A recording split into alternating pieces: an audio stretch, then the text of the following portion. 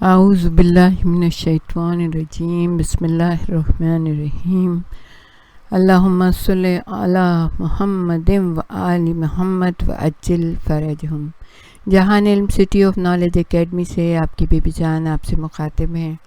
ہم آپ کو آپ کے نویں امام محمد تقی جواد علیہ السلام کی سوانح عمری اور ان کی 40 احادیث کے بارے میں بتا رہے تھے، اور انشاءاللہ جو ہم آگے بڑھیں گے امام کی احادیث اور اس کے کچھ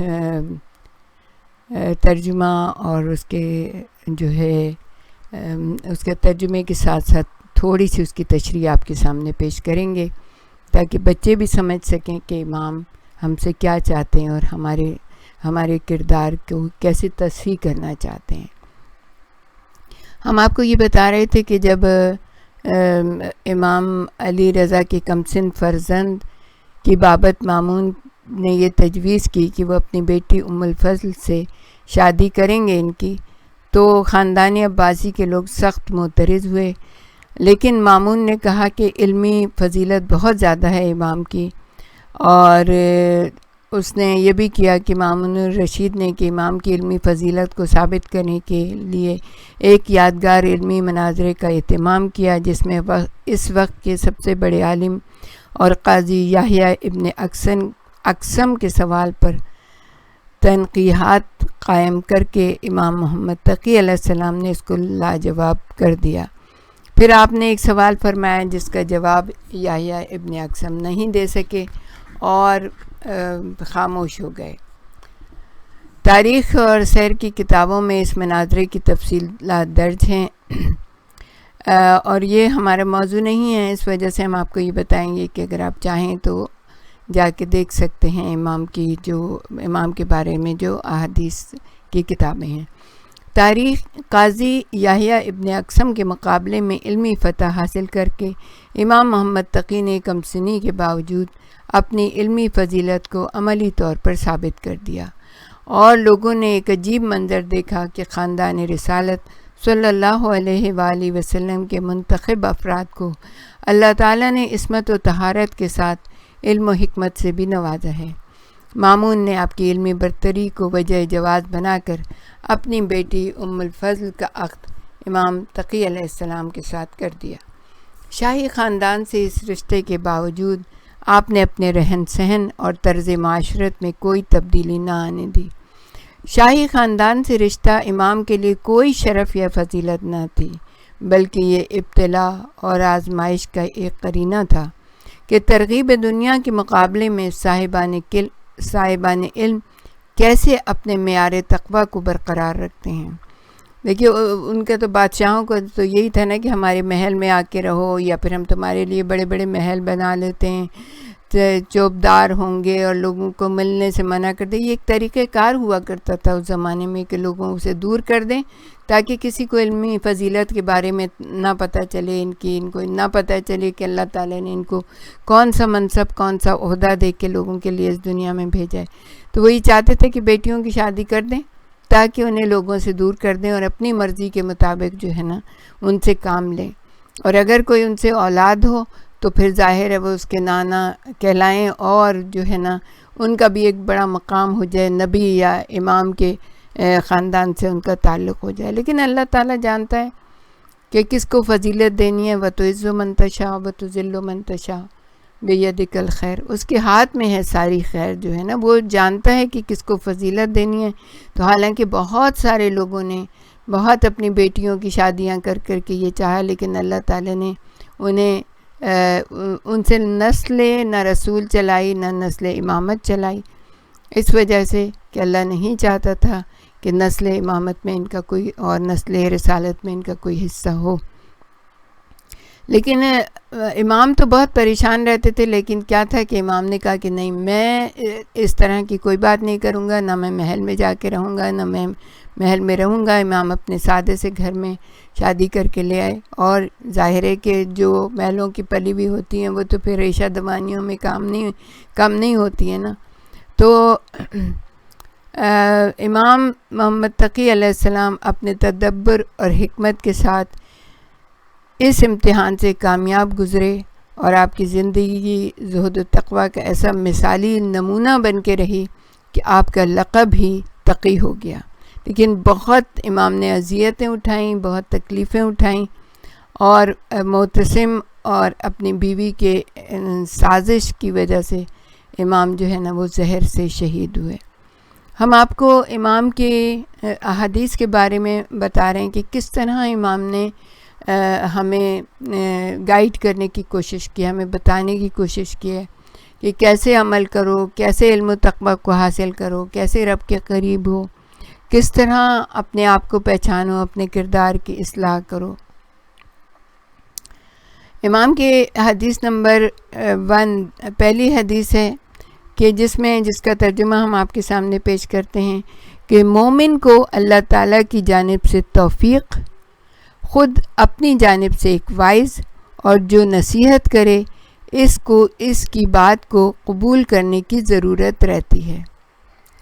دیکھیے، مومن ہمیشہ ترقی کی راہ پر گامزن اور کمال کی جانب بڑھتا رہتا ہے. یہ اس کی خواہش ہوتی ہے کہ وہ اپنے بلند کردار سے، اپنے بلند اخلاق کے زیور سے آراستہ ہو، زیادہ سے زیادہ چیزوں کو معلوم کرے اور جو ہے نا بلند درجات حاصل کرے.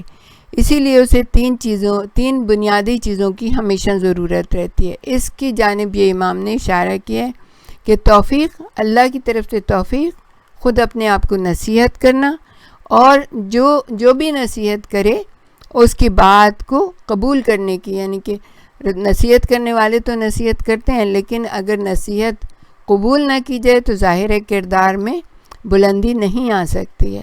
اور امام علی کی بڑی خوبصورت ایک آپ کی سینگ ہے جس میں امام کہتے ہیں کہ نصیحت تو وہی قبول کرتے ہیں جو عقل مند ہوتے ہیں، کہ عقل مند ہی لوگ نصیحت قبول کرتے ہیں. اور پھر کسی نے سوال کیا تھا امام سے جنت کے بارے میں، کہ جنت عقل کے بارے میں سوال کیا تھا، تو امام نے کہا عقل سے جنت حاصل کی جا سکتی ہے. یعنی ایک تو نصیحت قبول کرے، دوسرے خود عقل مند ہو، اچھے کام کرے، تاکہ اسے یعنی کہ اس کا جو معیار ہے وہ جنت ہے.